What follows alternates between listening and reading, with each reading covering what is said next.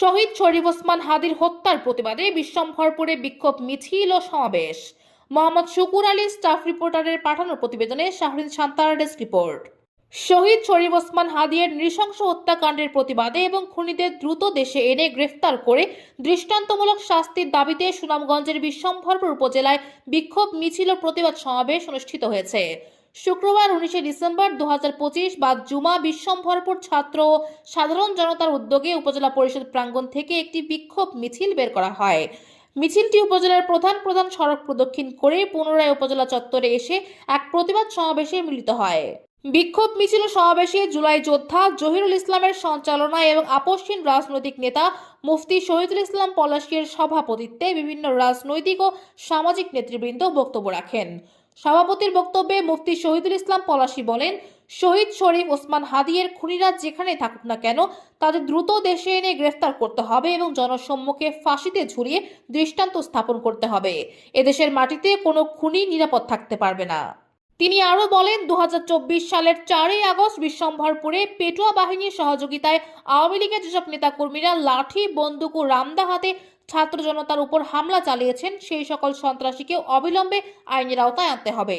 সমাবেশে বক্তারা আরও দাবি জানান, বিশ্বম্ভরপুর উপজেলার ঐতিহ্যবাহী চাল বন্ধ পয়েন্টে অবস্থিত কৃষাণ চত্বরকে শহীদ শরীফ ওসমান হাদিয়ের স্মরণে শহীদ ওসমান হাদি চত্বর হিসেবে নামকরণ করতে হবে।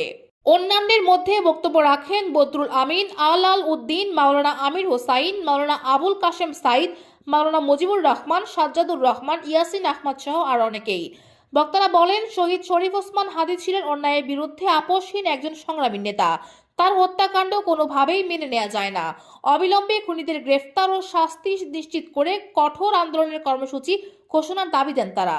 সমাবেশে শেষে শহীদ শরীফ ওসমান হাদির রুহের মাগফিরাত কামনা করে বিশেষ দোয়া ও মোনাজাত করা হয়। এছাড়াও উপজেলার বিভিন্ন মসজিদে তার আত্মার শান্তি কামনায় দোয়া ও মোনাজাত অনুষ্ঠিত হয়। 12ই ডিসেম্বর যখন হাদি ভাইকে গুলি করা হয়েছে, আমরা তাৎক্ষণিক সারা বাংলাদেশে বিক্ষোভ মিছিল করেছি। সুনামগঞ্জের রাজপথে রাত 10টায় আমরা মিছিল করেছি। আমরা ভাবছিলাম হাদি ভাই সুস্থ অবস্থায় ফিরে আসবে বাংলাদেশে, কিন্তু গতকাল রাত 9:40 উনি শাহাদাত বরণ করেছেন।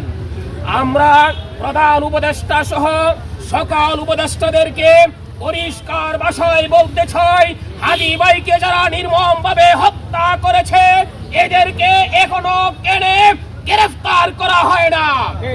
এত প্রশাসন থাকতে বাংলাদেশ থেকে তারা কিভাবে পালিয়ে যায়?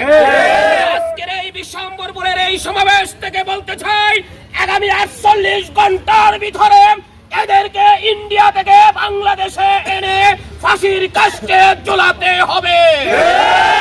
প্রিয় উপস্থিতি, যদি সেই ব্যবস্থা করা না হয় তাহলে আমরা যেইভাবে 2024 রক্তের বিনিময়ে আবু সাইদ মুক্তের শাহাদাতের মধ্য দিয়ে এই দেশকে স্বাধীন করেছি, আবারও আমরা রাজপথে নামতে বাধ্য হব।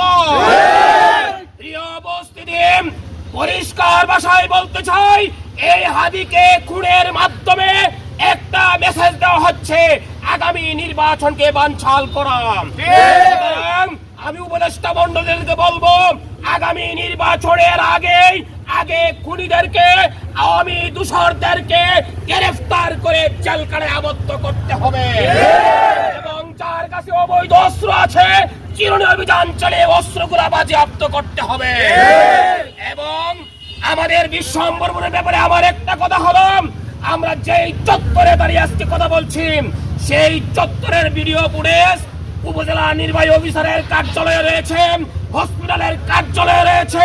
এই ভিডিও ফুটেজগুলো দেখে বিশ্বম্ভরপুরের আওয়ামী সন্ত্রাসীদেরকে এবং তাদেরকে যারা সহযোগিতা করে এদেরকেও চিরুনি অভিযান চালিয়ে গ্রেফতার করতে হবে।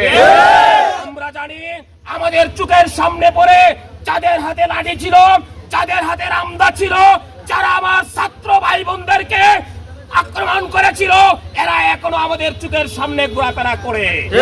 আমরা খবর পাই কিছু রাজনৈতিক নেতৃবৃন্দ যারা নির্বাচনও চায় আবার এদেরকে লালন পালন করে।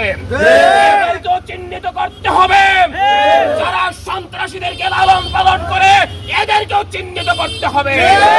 প্রিয় বিশ্বম্বরপুরবাসী, আমরা যদি এই বিশ্বম্বরপুরের সন্ত্রাসীদেরকে গ্রেফতার করা না হয়, আমরা আবার প্রয়োজনে যেইভাবে 4 জুলাই বিশ্বম্বরপুরে রাজপথে ছিলাম আবারও আমরা রাজপথে চলে আসবো ইনশাআল্লাহ। আর একটা শেষ কথা দাবি জানাতে চাই, আমাদের বিশ্বম্বরপুর উপজেলাকে ঐতিহ্যবাহী পয়েন্ট চালবন পয়েন্ট, এই চালবন পয়েন্টের নাম ছিল কিষান চত্বর। আমি আজকের এই বৈঠক থেকে, এই সমাবেশ থেকে আমি দাবি জানাবো, এই চালবন পয়েন্টকে শহীদ উসমান হাদি চত্বর ঘোষণা করতে হবে। আমরা নিয়মতান্ত্রিক ভাবে উপজেলা নির্বাহী বিচারকে আমরা অবগত করব, এই চত্বর চালবন চত্বরকে শরীফ উসমান হাদি চত্বর ঘোষণা করতে হবে। আর আমরা যে চত্বরে দাঁড়িয়েছি বিপ্লবী চত্বরকে কার্যকরে খাতা কলমে কার্যকর করতে হবে। আমি সকল আন্দোলন সংগ্রামে আমাদের সবাইকে উপস্থিত থাকার উদারত আহ্বান থেকে আজকের সমাবেশ এখানে সমাপ্ত ঘোষণা করা হলো। 24-এর